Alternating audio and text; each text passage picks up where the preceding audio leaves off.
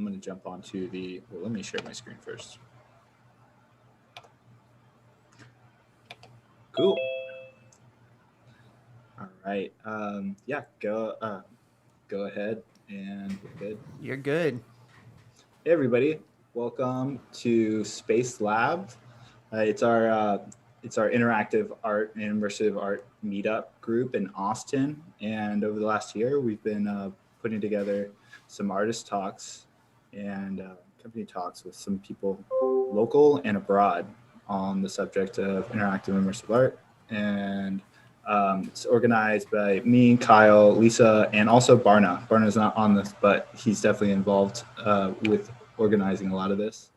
A meetup for those interested in creating new and activating spaces. Experimental spaces include immersive art, public art, exhibits, live/workspaces, intentional communities, and much more. So as you see, we actually interviewed White Void a while back. We also have interviewed a few other artist companies, Coco Lab, and some manufacturing companies as well for LEDs. And today we're actually joined by Mandy Mandelstein, and she's here to talk about her creative process and her projects. And yeah, we also accept donations. So if you want, go ahead and shoot a $10 donation. It goes towards funding more speakers, but also it goes towards our scholarship for Data Geek. I can talk about that a little bit more, but if you want to follow more of these talks, we have a meetup site and we also have a Facebook group. So feel free to jump in that and follow us, Space Lab, for more talks. We've got a few more awesome ones before the end of the year. And we're also planning the rest of the year as well. There's also a survey that we'll send out. So feel free to keep up with that and tell us what you like and what you want to see more of. Here's a breakdown for the scholarship. It goes towards spreading the word about the scholarship program. And to tell you more about Data Geek, Kyle, do you want to talk about Data Geek for a second? Yeah, sure. Absolutely, man. Yeah, hold on. Let me get myself up here.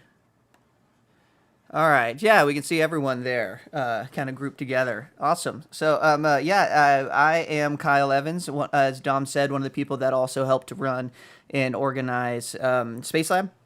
So I also am the managing director of Data Geek, which is a school based out of Austin, Texas, for immersive art and technology and creative coding and all of the good stuff that we all love to do.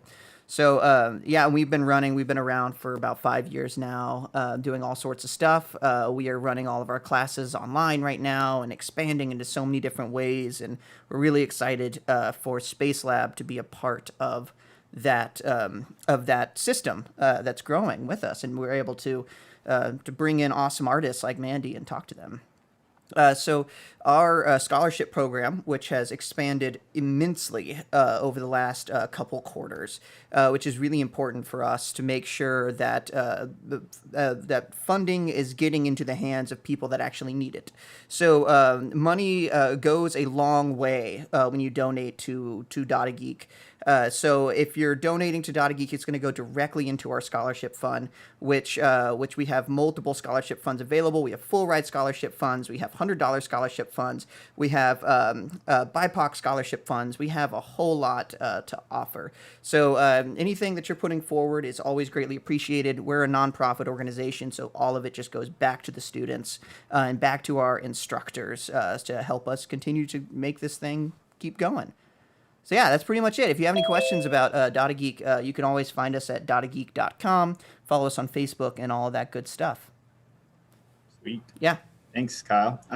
Yeah, all this stuff is great too because it goes towards broadening the horizon of art and technology and bringing on people that maybe wouldn't even have even know that these cool and creative ways to use technology for creativity and create experiences even exist, and maybe not even know where to start. So yeah, feel free to check it out, and any donation is greatly appreciated.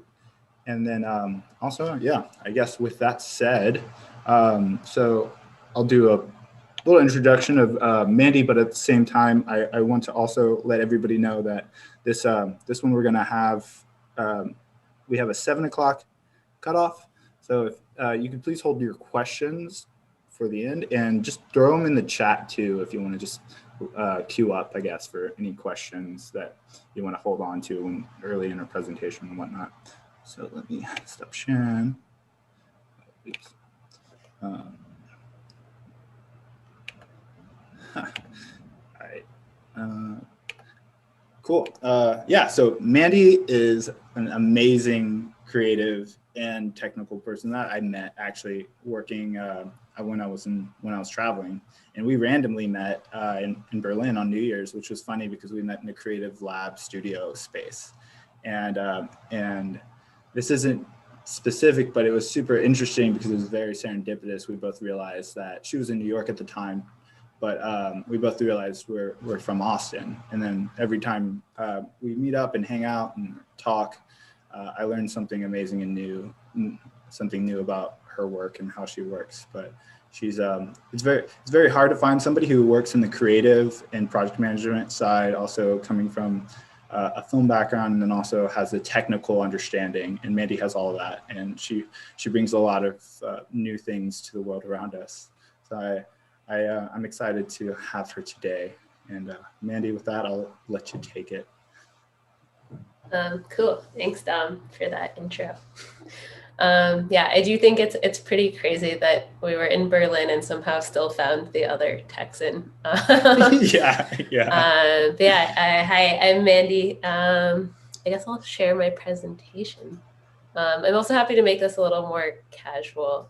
I give some more formal talks, and so I prepared slides, but I'm happy to answer questions. Let me pull the chat up too, so I have it. I have the chat open, so if you put anything in there, I'll see it.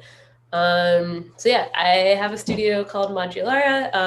I spend about half the year doing work through my studio with clients, and I spend about the other half of the year working for ad agencies and brands, doing some branded stuff. And we are a storytelling and experience design studio. There we go.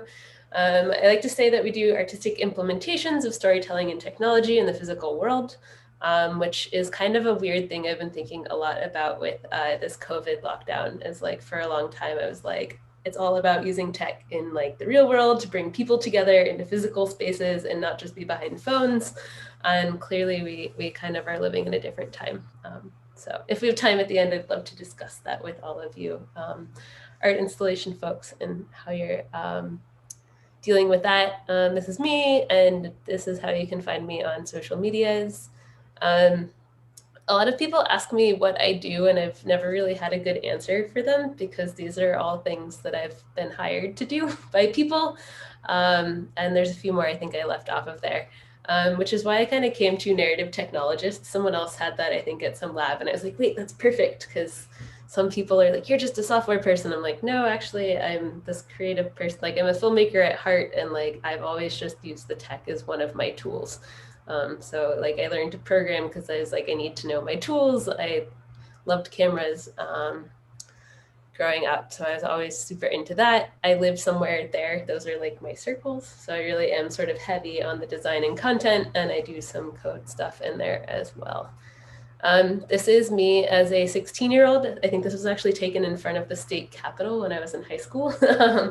I started taking classes when I was 13 at the Austin School of Film.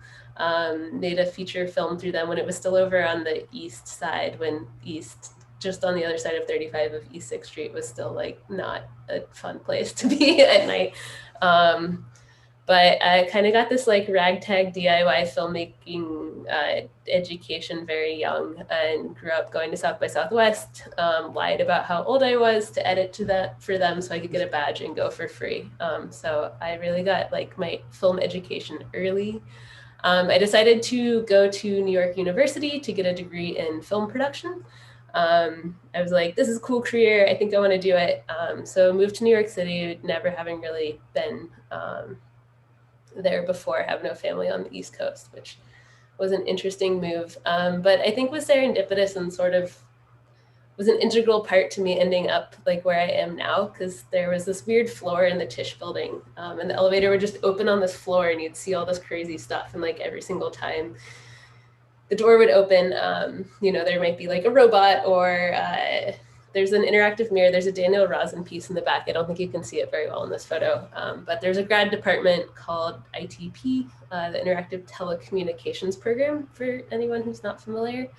They have undergrad now, but they didn't at the time. But a friend freshman year was like, hey, let's go to this show. And I went and was just sort of mind blown by all of the projects and the installations. And I think one that stuck with me from that first show is somebody had built like a Pac-Man controller with like a rock climbing belt. So you had to like move your hips around to play Pac-Man. And everyone was just like having so much fun. I was like, this is really cool. I want to do this. Like, I don't know why.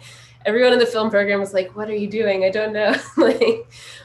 So I've kind of felt like a misfit for a lot of my life and career.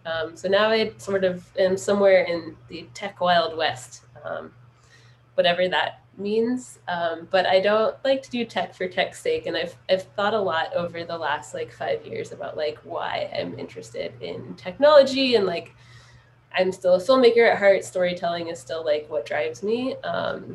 And this is like sort of the term I've come to name of like what my overall goal is like context aware media, which is really sort of like location-based storytelling that is aware of its surroundings, and is really about blending like the real and digital together. So I think a lot about place as platform and sort of why people use places and what happens there and people's different purposes for places. And I'm really excited about like this future where there's this perpetual virtual layer that exists on top of the physical world that like we don't have to put there. It's already kind of amazing to have watched in my career already how quickly the technology's changed and what's possible now that wasn't possible then. I remember when I first started getting into interactive media, smartphones were still relatively new to a lot of people that weren't like tech heads. And so the idea that you could use this computer in someone's pocket to do something like totally unheard of, it was just like that was a barrier for like making work too. You're like, cool, someone has a pretty powerful computer in their pocket, but if you can't get them out of that mindset that this is just a phone, like it doesn't work. So I think a lot less about that now when we're creating work, because everyone just lives their entire lives on their phones.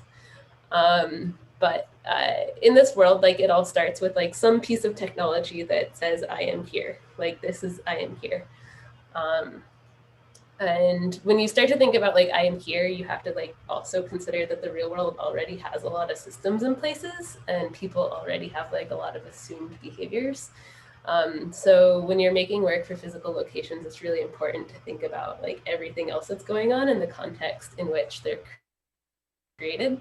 I've seen a lot of work with technology that just like totally ignores a lot of that. And I think it's kind of a bummer and a failure to not, or I've seen places where it's like totally in conflict of what's there. I was presenting at an Ad Week thing a few years back. We had like a table and I was doing like an AR installation and some guy came up to me and was like, I'm sorry, I'm just really dizzy. There's like a Verizon booth upstairs and someone just shoved a VR headset on my face and it was a demo and I don't know what it was and now I'm like sick. So I think it's like really important, and as like an artist and both in my like personal and professional projects, is to like take into account like everything that's around it. This was a slide I actually made for a class I taught last year, but just trying to think through like all these different things, like what is context, if you could like measure context, because a lot of times, you know, with interactive and immersive work, it's all about like measuring things and reacting to it. So these are just like a few things that inevitably, when something exists in the real world, you have to take into account, and is also like something that you could possibly like use as an input in some way, or an output for that matter, really. A lot of people, VR kind of came out like 3 or 4 years into my career in this interactive space, and everyone was like, yeah, VR, you do VR. And I was like, yeah, maybe it's like cool for some things, but like, I don't know about this. And this is actually a video that I took during the Women's March just after Trump was elected in New York City, I stopped into the Microsoft store on Fifth Avenue to use their bathroom, and walked out and saw this. And it was just like such a telling photo of like the tech at the time. Like it's still in like VR was super popular. And I was just like, this is like so everything that's wrong in one image. You know, there were like hundreds of or thousands and thousands of people outside, and this dude decided that was the day he was going to walk through the crowd and pop into the store. And anyways, so I guess I have a bunch of projects here. This was the first project. This was actually my senior thesis or junior year thesis project at NYU. I just discovered projection mapping, and I made this short film where I built a white set on a soundstage. It was called Anima, which is like the concept of finding the opposite of you somewhere in the world at some point. So I built this whole bedroom set of white furniture and projection mapped videos onto it. And they were sort of these like GIF-like moments from archival films from the 50s and 60s. And so there's like a female side to the bedroom and a male side to the bedroom. And it was all these things of like how to go on a date and like how to do this. And these like really kind of weird films from a while ago. That told you the right way to do things, which I think is like something I grapple a lot with an artist, the sort of like, you should do this. And I think some of that maybe comes out of like not ever quite feeling at home in one place. So it was around that time that the Kinect came out, and I was like, that's pretty cool. And then shortly after school, I actually decided to start a studio called Luxloop with this guy, Ivailo Getov, who's an amazing developer and technical director. And we actually met in film school and worked on some music videos together. And we were both sort of like the misfits of tech, working on stuff. And we were like, do we go to grad school? And I was like, I don't know, let's just start a company. And maybe people will pay us to do some things while we figure all this out. And shockingly, it worked in hindsight. So I'm glad that happened. So this was one of the first projects we made together, which was an art project. I just like had a weird dream one night where I was like, imagine this wall of eyeballs that followed you as you walked. And I told him about it. He was like, yeah, that would be cool. Let's do it. So we did some different experiments. And this was, we spent a day with some friends. This is actually his now wife, who let us put some markers on their faces and chin. We had this like crazy grid to capture the eyeballs in the way we needed it. But this is like the source. So this experiment was really about how can I take like filmic imagery and put it into an interactive form? Because at the time, a lot of the interactive work that I was seeing was so digital feeling, and that's just like not, I've always been about like real people and real aesthetics. And so I was like, let's see what we can do. So this is like the source for it. This is a quick video of it in installation. So it's pretty fun, and it's a really fun piece to like watch people play with.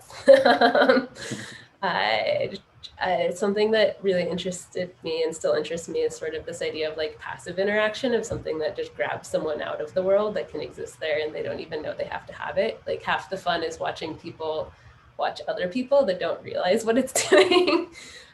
So we've been fortunate to share this at some festivals across the world. Here it is in Detroit. We got to put them on the street, which was pretty cool. For their De-Electricity Festival a couple years ago. It was in Mexico. It was in a gallery setting in LA a couple years back as well. So it's always been interesting to put it in different contexts, and it is a little bit creepy, but also cool. Yeah, and that was sort of like the first foray into like breaking apart filmic content into like digital things. And we even built it in a way you can actually replace all the eyeballs and move them around and like make them smaller or bigger, because like we had no money at the time and we were like, we don't know where this will get installed. We need it to be scalable in a way that it can get reinstalled. So it's still an idea of like big projected walls you can play. This is a more recent one that was just kind of like a quick sketch we did called You Can Play This Wall with Chords, which we put at a party in LA, but just had this idea to like have a keyboard controlled wall. So the keys, it could detect whether you're playing a major or a minor chord, and then would pull in sort of like positive or negative imagery, and sort of build based on the number of keys that you are playing. So this is just like a sample of some of the clips that were in the system. Just like another fun experiment. So I first it was like play with the interactive, see how this works with footage. But then I was like, okay, but like, how do we use this for a story? And this was a quick project. I think this was actually in 2014. We were like, let's start a company. And we hopped on a bus and we went to Boston and we went and did this hackathon at MIT called Hacking Arts, and ended up deciding to work on this project called Screen Motion for the day. Or for the weekend. And so we're thinking about like breaking up a space into like interaction zones and how you might use that to edit a film. So looking at like film context and playing with like, I guess from like a philosophical point of view, like each color zone could be a different emotion. It could be a different part of the story. Starting to think about how you break up space as like a control mechanism. We just did like a quick test. So that in filmmaking, there's the two shot. It's a really standard way to like shoot a conversation of two people talking to each other. So that was one way we were like, oh, we can have it where if you walk to one side, you see one person's point of view. And if you walk to the other side, you see the other person's point of view. Then we also played with the emotion and we filmed this really bad conversation where you could be like upset or flirty or sad or happy. And so based on where you were, it would change sort of like what that character's emotion was in the scene. And we just like played around with some footage. We never really like fully made a project with this, but playing with the idea of like close up or far away or sort of changing shots based on like your relationship with the screen.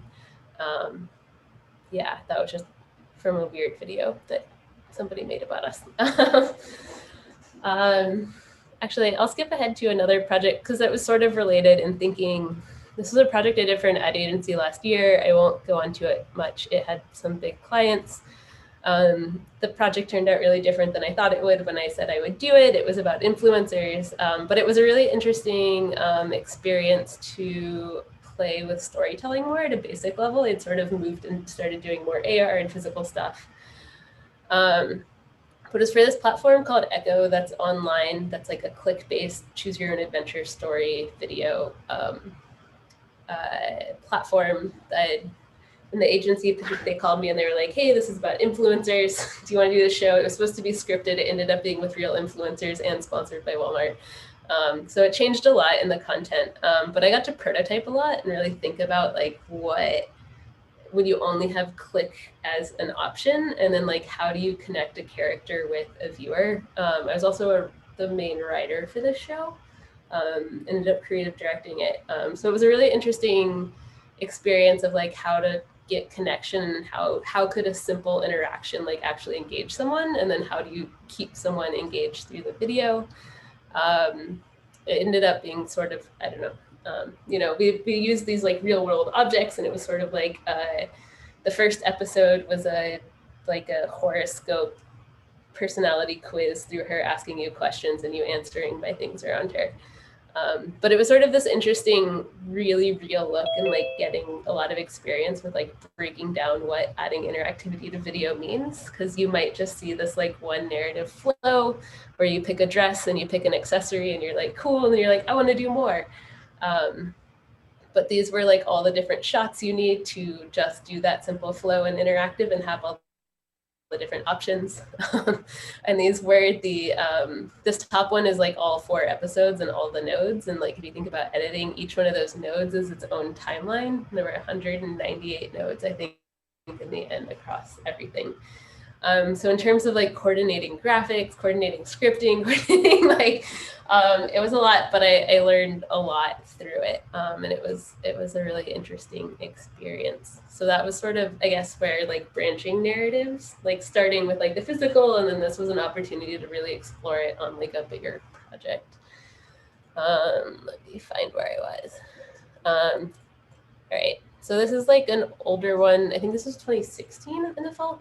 Somebody had seen our eyeball wall installation and was like, we want to do something cool, like an interactive dinner party during Miami Art Basel. And they're like, we're going to do VR while we eat. And we were like, that seems kind of disastrous. They had a Michelin chef on board. And I was like, it was like when it was still like the DK2, I think, or like the Samsung Gear had just come out, and I was like, you need to hire someone, like each person needs an attendant for their VR headset. So we decided, and we're like, also at dinners, you talk and you interact. So we fortunately convinced them to let us do like a room scale projection, or like a 360 designed projection system. Because we're like, what if we can just make the room VR, and that seems more appropriate. That is a really grainy, bad photo of the final thing. But they had a chef on board who made a menu, and then we translated their menu into this like story world that evolved through the course of the night. The theme was Black Cloak. So they had like the servers in cloaks that like greeted you when you started in this forest. And there were sort of these transition moments through the evening. So like it started in this forest, and there were moments of like activity, and then there was sort of like a docile moment while you eat. And then under the ocean, there was a city one. There was an egg one that was a cloaked character. The eggs were hard. And then like dessert. I think the dessert one was my favorite. That is my hand piping clouds, but it just like went, and they slowly floated, and there was like a cool ice cream air balloon. Yeah, so that was a project. That's sort of the back end of it. That was that. And then another big story, this was like the first big story thing we did as a studio.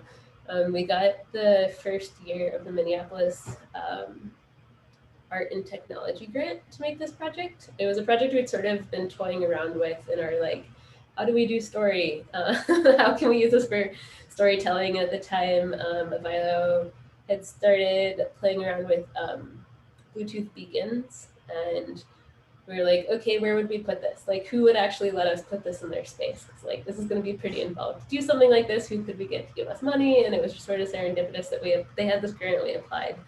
We got it. So we made a project called Overheard that was based on eavesdropping on people's conversations in a museum.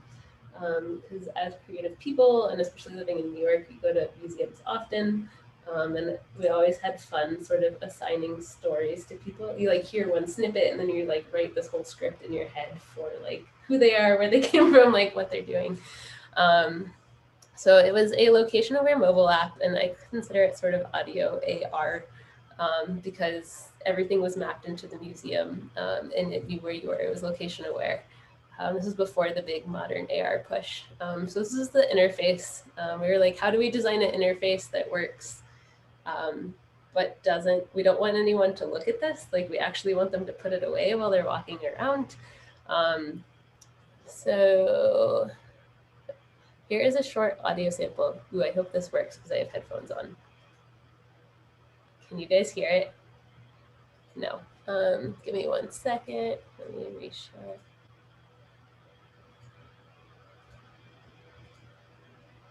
Lady? How about now? No, in the painting. I don't know. It's George Washington. Is he a ghost? No, he's the first president of the United States. And I'm gonna play him in the class play. Really? Well, I still have to audition, but details. So that was a clip from one of the stories. We actually had 5 different stories that were like full 15 to 18 minute like scripted audio narratives that take place in the museum. We had a couple of old friends, we had musicians, we had a couple on the first date, a family that like splits apart. Grandpa goes, takes the kids, and the kids run away because he tells them that the museum's haunted, and then like the parents go off and have some quiet time. So we wanted these stories to feel like they lived in the space and were of the space. And so we spent like a week there researching and talking to all of the guards about their favorite stories. We set up these little placards and like a phone number, and had people from the museum like call us and tell us things they'd overheard. And a lot of those came to be like, there are these little snippets that you just hear that aren't part of the bigger stories. But this is how all the stories mapped into the museum. Each color is a different character. I think it's the next slide. How many? Yeah. So we had 5 short stories. We covered 97 galleries and 3,000 years of art through all the different stories.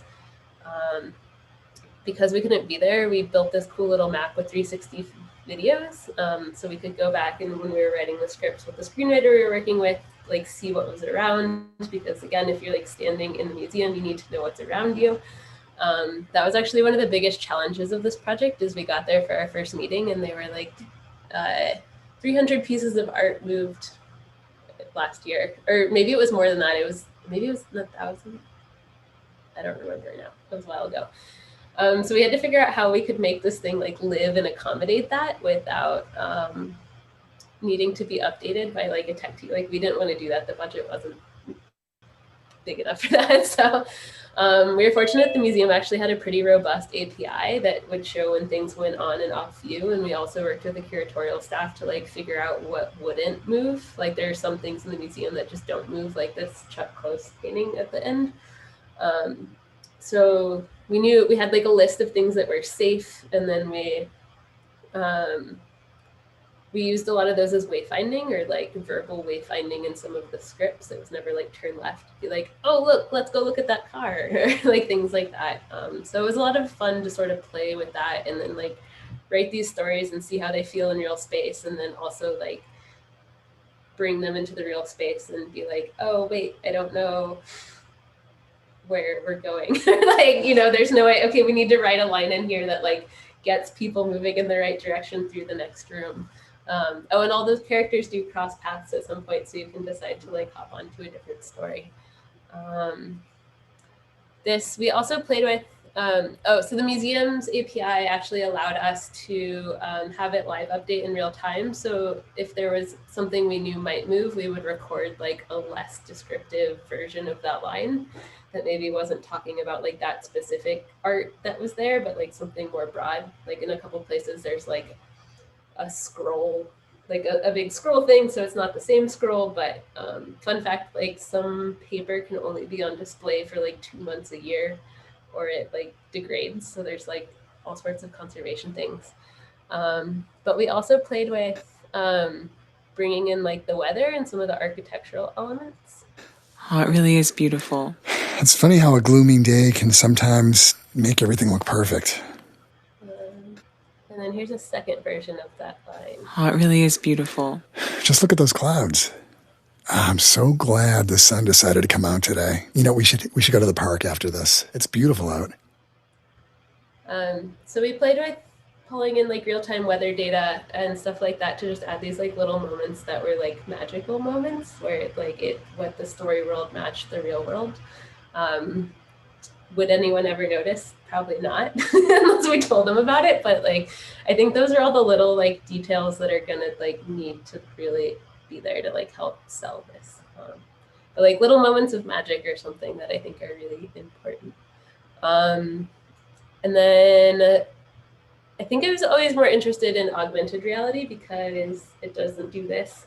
And a friend introduced us to a French artist named Pierre Huyghe, who's a contemporary artist whose work, he calls it relational aesthetics, but he works a lot with like pulling lots of different elements together and putting them like at odds with one another and like creating these systems and then just letting them like go live on. So he works with a lot of living creatures, but he's always been interested in sort of like the intersection of like man, machine, and animal, and technology kind of fits into the machine. So he was preparing this big exhibition for Sculpture Project Monster in Germany. And this was the final exhibition space. And he wanted to include, so within the space, I don't know if you can see my mouse. Can you see my mouse? Yeah, so this is a beehive that has bees in it. There's fish in here. There were peacocks wandering around. There were like 50,000 flies that were mated and released within the space. And then in here, there are human cancer cells in this incubator. So all of these things are laced with like IoT devices and different things that are monitoring the space. And so changes in the living out here would change the environment for the cancer cells, which changes like their rate of growth. And so in the system, he was imagining he wanted some sort of augmented virtual creature that was living, that was like responsive to the living as well. So we worked to develop the AR app that was this virtual creature that was responsive. So it was responsive to the cancer cell growth. So this is like sort of the whole system behind all the like logic that like you wouldn't see this in person, but like very detailed down to the things he's thinking about, like ammonia in the soil and all these different levels and things that kind of like change nature over time. there were some more planning things. He was really into, in this space, there were these pyramids up on the sky. And so he like used that as an aesthetic. And because he wanted it, he wasn't really into like the digital look. He wanted it to just blend in. He decided to model the pyramids after the things that were already there. So it sort of blends in with all of it. So this was actually the server side view. This was like the first, it was a synced AR so everyone could see it because it was like a virtual creature. It needed to only live in the space and stay there.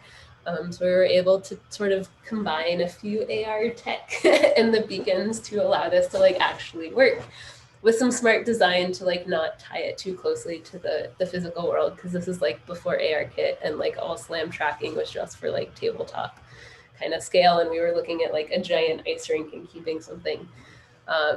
So this was the back end view of it running. There's like, we worked with him to write this like complex living algorithm of how these things like move and grow. They do go into chaos, and then there's like, if they get too chaotic, they like cause the open and close things in the sky to like change a bit. So it was all interconnected, and yeah, it was like an AR app. You can see they sort of like blend in there. So the idea was that there was this like virtual living and growing creature that was like being symbiotic with everything that was in the real world. Yeah, so this is like a pretty rendered view of it, but yeah, so we've continued to work with him the last couple of years on some interesting new projects that have to do more with neural networks and machine learning. He collaborated with this lab that's in Japan that is studying how to use GANs to visualize what someone's looking at based on MRI data. So we had this collection of images he like commissioned with the lab that were these kind of crazy, chaotic, dreamlike things. And we had to figure out some way to pull them into a system that was like responding in real time. We tried a bunch of stuff of like how to get them 3D modeled, and it was quite hard because they kind of change form all the time.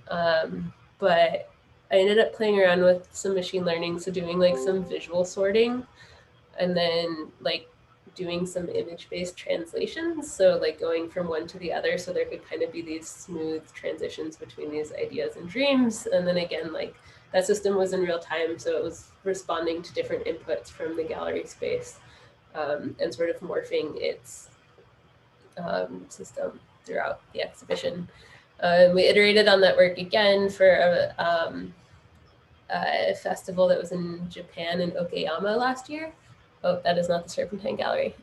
This was in Okayama, and this one we actually did like a real-time system, so it was generating new images based on input from the site in real time, which was cool to play around with the lab scan. So that was just a few images from that. I threw in some experiments because I think experiments are important. And me and Don were talking the other day, and he was like, yeah, experiments.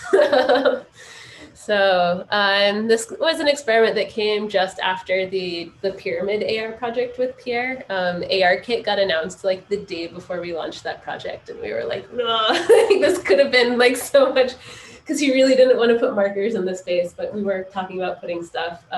Anyway, that's how life goes. So I at the time did not have a lot of, I had some 3D experience, but I like am more from a film person, and I was like, well, it would be cool to put like animation into space. Like, could I use frames of like a stop motion? Oh, Ava's here. I think I see her in the chat. I saw she RSVP'd. I actually started working on this a little bit with an artist. Ava's waving. She's a VR AR artist in New York. We did a hackathon, and she does some really incredible work with dancers. And so we took some of the frames of her dancers, and we started playing with this idea of like, what if there was an animation that you had to like run through in order to see it? And that kind of led to this idea of Frame Runner, which is still a background. This was an early experiment with some hands. I don't actually have video of the one that I made with Emma, unfortunately, but I wanted to give her credit since she's here. So it's on the roof of my old studio. This was just like some stop motion I had from another video. And then started putting it like in scenes with 3D space. So this is my friend Russell, so like having him walk down a scene. I still have some stuff I want to explore with this. I just haven't really had time to do that the last year. Unfortunately, sometimes other work takes it over. And then took this to like an event form. So had a friend that was like, do something at this ad week thing. And I was like, okay. So we set up a photo booth with a green screen and got a bunch of people to do motion and then put them all into AR just to sort of show them how it worked. So we had like 20 people, like no one had ever seen AR before. They were like, oh, this is crazy. And I was like, no, it's not that hard. So just something to like really bring it into like a tangible way and like invite people into the creation process. I'd love to like automate this someday. Maybe that'll happen. And then on the note with AR, this is a project that launched earlier in May and is sort of an ongoing project that I've been working with a team from the Smithsonian and NASA who were doing some work with like getting young girls interested in STEM careers. And they got a grant from this project the Smithsonian's doing called Because of Her Story. And they were like, we want AR to get young girls interested in it. I was like, cool, what? And they were like, let's just like tell the story of women. And I was like, well, but there's like so many women. I remember talking to someone at a party and I was like, I think we can do 5 women. And they were like, that's it? Like, and I was like, I know, but budgets. And so it's an AR app for iOS and Android, and it is featuring women science heroes. So when I first was like, well, what is this? Because we were like, AR, we need a plan. Was starting to think about like all of the women that exist and what's in common with them, or sort of like what could we start to play with? So I was thinking of like these rings of women, of like core women, well, and they have mentors, and then we have historical women. I think in a lot of these projects for STEM careers, a lot of times it's like Amelia Earhart or Marie Curie, and they're really important, but I feel like they're harder to like grasp onto maybe when you're like 11 or 12. So we really wanted to bring some younger voices into the app and have some younger scientists talk about their careers and sort of the people. So it was like, maybe there's this like linking thing there, or maybe we tie it around events. And then like, how do we organize all these women? There was this idea for like a universe of women because it's like infinite and you can explore through them. And so I was thinking of like, oh, different kinds of science. Not all of that made it in, but I was able to come up, we designed this like expandable format so that we could have more women's stories and then some exploration stories, and then have it be something that like could get added to eventually. So the first part of it is sort of this universe where there's a lot more. I think we have 45 women in the universe, and they're just like really simple short stories. So you sort of use it like an astrology app or an astronomy app, and you look around and you can like interact with the different women. And then we have like a set of featured women who you hear a bit more about their careers. And was trying to think through if we could like make the interactions similar to like something you need in science. And so came up with like a couple. I think I just finished that interactive project with the ad agency. So I was thinking a lot about like talking to people, and I was like, oh, this would be really cool if you could like let them talk to the scientists. And it actually fits in well. COVID has helped this project. We didn't have budget to like go shoot all these people who are all over and they're really busy. So we just like, we're like, oh, it'll be like a Skype thing. We'll like fake a Skype call. So with the featured scientists, there's like a chat feature, and there's a bunch of questions and you can ask them different things. These were a couple clips. I think the thing that inevitably is associated with me is the discovery of pulsars, which I did when I was just a grad student. Having done that as a grad student, it has given me many opportunities subsequently. So we had like an array of questions. This is Jocelyn Burnell, who discovered pulsars when she was a grad student, which is insane. And then she also like told us about like how hard it has been being the only female often in her career. This is Katie Coleman. Chemistry is really interesting to study in space because in space we don't have a lot of gravity. We have a tiny, tiny bit, but it's so small. It doesn't affect a lot of the things that we're trying to measure. And one of my favorite things about chemistry is growing crystals to purify things. I won't do all of them because we're running out of time. So we just have, I think each woman has about 10 to 12 questions, and sort of ranging from like career oriented to like, what's your hobby? but just sort of like relatable things, and having them talk in sort of a Skype format. And then they also have an explore feature. So there's some like AR element that has something to do with your career. This is one of the most popular ones. It's Mars, and you can actually like use it and go walk the surface of Mars. It's like a terrain from one of the rovers. People like that one. But so each one has their own like explore feature that's narrated by the woman and is like some little part of their job. And we also have, they wanted a photo booth. They're like, take away something. So we made it sort of this like career explorer so that you could find your own place in the universe. So we're adding some more content to this, but sort of just starting to get them thinking about what different possible careers are and sort of what the skills might be for those. Especially when you're that young, I think being like, oh, an astronaut, that's like so far away. And so trying to like give them a little bit of like knowledge early on to pursue that. So yeah, that's my presentation of all the things. That was so awesome. Thank you so much. That was so good. I like just the amount of work you've done. I'm just like blown away. There's a lot of stuff there that I knew about, but a lot of stuff that I had no idea about, and given context to how you got to that project and how it evolved, it's just really great. Yeah, so we have like 10 minutes left. I want to make sure that we have enough for questions. So if you guys have questions, any of you have any, feel free to either throw them in the chat or you can just ask if you'd like. I'm going to start it out with a question actually, because it definitely like you brought up early on that you like to use faces, and it was like, I think it was the eye one, and I noticed like you use actors quite a bit, like it keeps it really personable. It also, like, a lot of times it's very difficult to create a dialogue between the user and the work, but naturally, like, do you find naturally, like, do you use like actors in order to carry that narrative as like a tool for that in that way? Yeah, I think so. Yeah. I mean, I think that came from the story side, or like coming from a film background, is it was just like the natural way to do things. Do you end up writing, like when you're writing the script, do you write the script for those things whenever you're like trying to think of them, like what is the person going to say, or what is like, do you go about it in a film way to write actors in? For some of them, yeah. For the Overheard, we had a screenwriter that I worked with on it.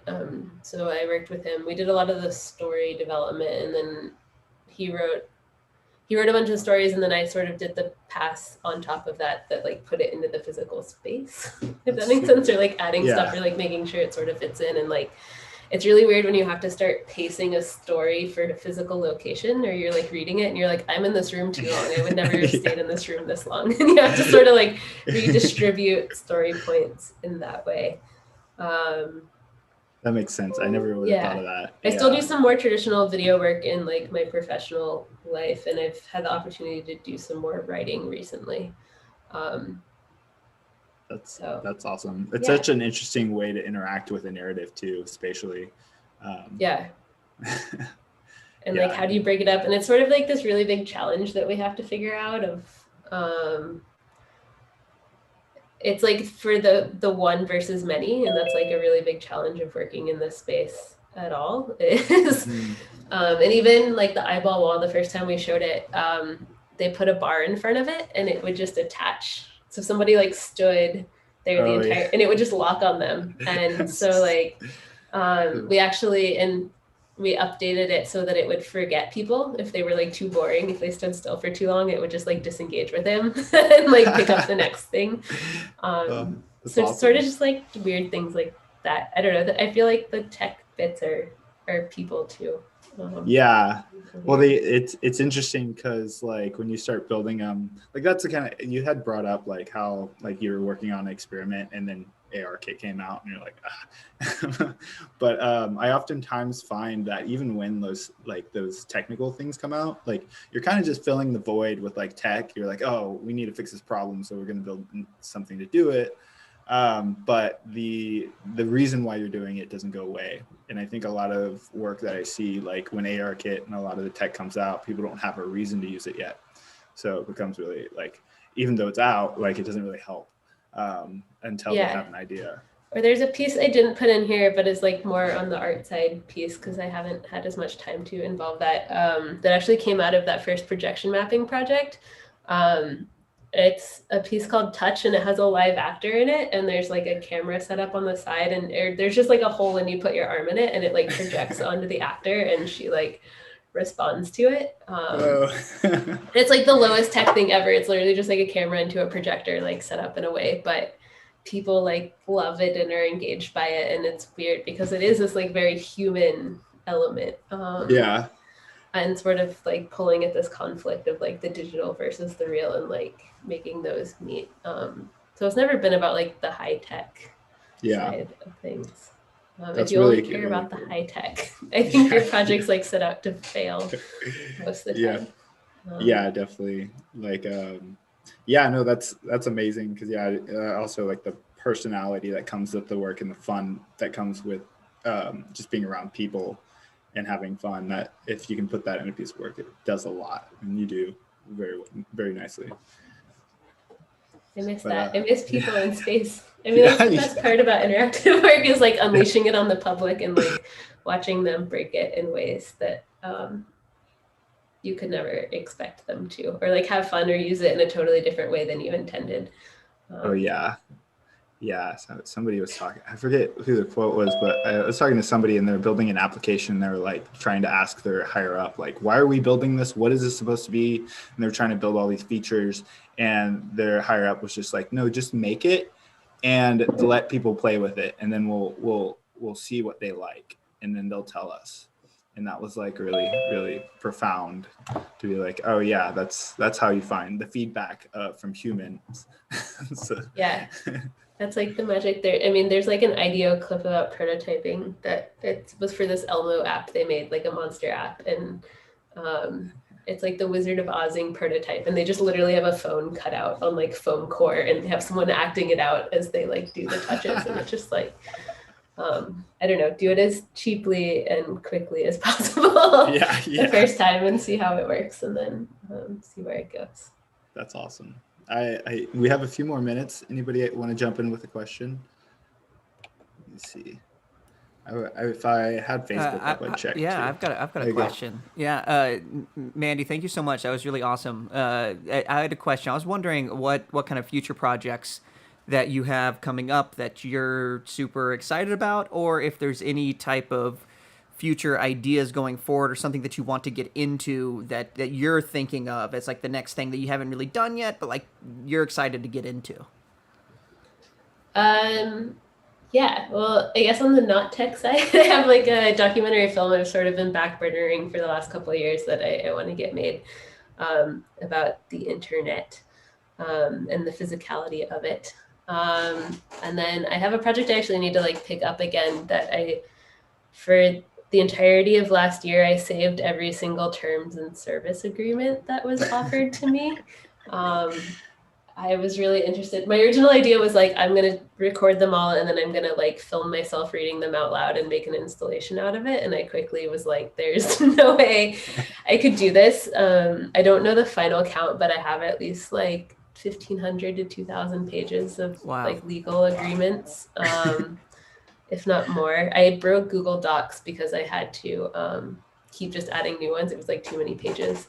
But really just like thinking about all of, I don't know. I think as someone that uses a lot of tech, I don't know if I see more of them because I use a lot of different softwares, or like how much legalese is presented at people and we're expected just to like sign off on it. And like, I'm going to do the calculations of how much a lawyer would cost me to like read all of those and just sort of, I don't know. I think maybe between that and sort of working as like a contractor or a small business, like you just deal with a lot of that on your own. And it just seems like this unfair thing. But also thinking it made me like, it was like this meditative thing of having to record them all that I had to stop and think about it, and I'd get frustrated and then be like, wait, but this is like what you're agreeing to. So yeah, Have some machine learning experiment stuff, some more GAN stuff that I got to start exploring last year on the work with Pierre. That you're always like, I'll do this afterwards, and then just finding the time to dive back in. So those are my current things I'm thinking about. Awesome, thank you. Thank you so much. Thanks to everybody for coming out. We do, yeah, we're gonna do this next month as well. But yeah, this month was definitely like, it's awesome to have Mandy, and Mandy's like Austin based, so it's amazing to have somebody too who's traveled quite a bit. I'm excited too. I moved back to Austin about a year ago. Sadly, have not gotten to meet a lot of people in the scene here. So I'm looking forward to connecting with more people in Austin, because that is what I miss the most about being local in New York. Yeah. So feel free to reach out and keep up with her work. And yeah, we'll make sure we continue the discussion. Reach for the Stars on on your app. Phone is an app for your phone that you can download and check out. And she's got awesome work on her website as well. So feel free to check out that stuff too. Barna has something to announce as well. I wanted to make an announcement real quick, and maybe Mandy, you would like to be part of it as well. So next month, the meeting the Space Lab meeting will not be at the end of the month, but kind of in the beginning because of Thanksgiving. Sorry, the middle. So it's November 18, and we're gonna have Joshua King from Dallas Aurora. We're gonna host him for an hour or so. So this is November 18 at 6 o'clock in the evening, and Joshua is the executive director of which started out as a light festival in Dallas. And now, because of COVID, it's no longer a biannual event. It will be continuously curated, no longer a festival, but just something that stays year-round in Dallas or in that metro complex. So we are hoping to know more about their curatorial practice and maybe even business practice, and just like what is their vision for the future, especially in this COVID era. So I hope you guys gonna be able to join us. Sweet. Thank you so much. Yeah, stay tuned for next month, Aurora, and thank you, Mandy, again. And thanks everyone for coming out. Yeah, this is Space Lab. Find us on Meetup and also on the Facebook. We have a Facebook group, so feel free to jump in and also donate if you'd like for the scholarship. Thank you. Thank you, guys.